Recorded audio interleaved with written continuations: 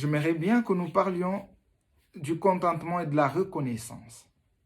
Vous savez, dans la vie, il est tout à fait naturel que nous désirions posséder plus, que nous voudrions nous améliorer, que nous voudrions aller plus loin que là où nous sommes aujourd'hui.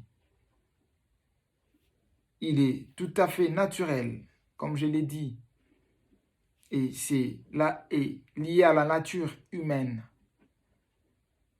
Mais seulement il devient dangereux que ces désirs-là, de toujours aller plus loin, faire plus, nous rendent aveugles vis-à-vis de ce que nous avons ou de ce que nous possédons. Que ces désirs-là nous fassent nous sentir vides et inutiles.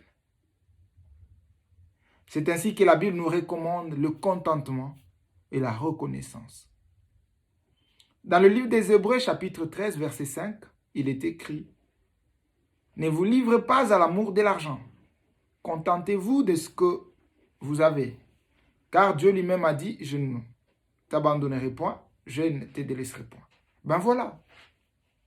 Peu importe les situations que tu traverses, peu importe ce qui t'arrive, Dieu ne t'a pas abandonné. Il a promis. Il ne peut pas te délaisser. Soyez contents d'abord de ce que vous avez. C'est ce manque de contentement qui pousse force de frères et sœurs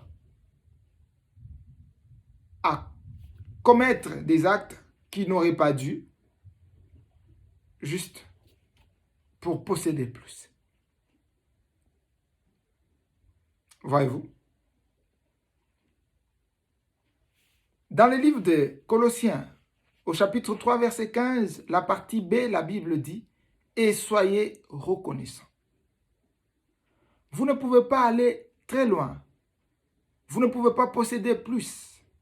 Ou du moins, Dieu ne peut pas vous confier de plus grandes responsabilités lorsque vous ne savez pas lui dire merci pour les petites qu'il vous a d'abord données.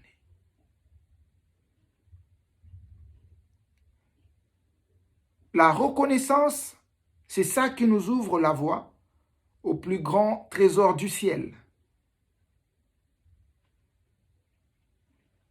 Et la reconnaissance naît du contentement. Alors, soyez conscients du privilège que vous avez d'être en vie. Soyez conscients du privilège que vous avez d'avoir ce que vous possédez.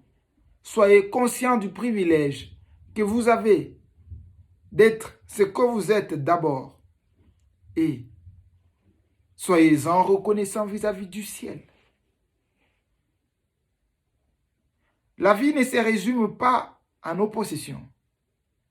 Non. Ce qui est plus important dans la vie, c'est le souffle et la bonne santé.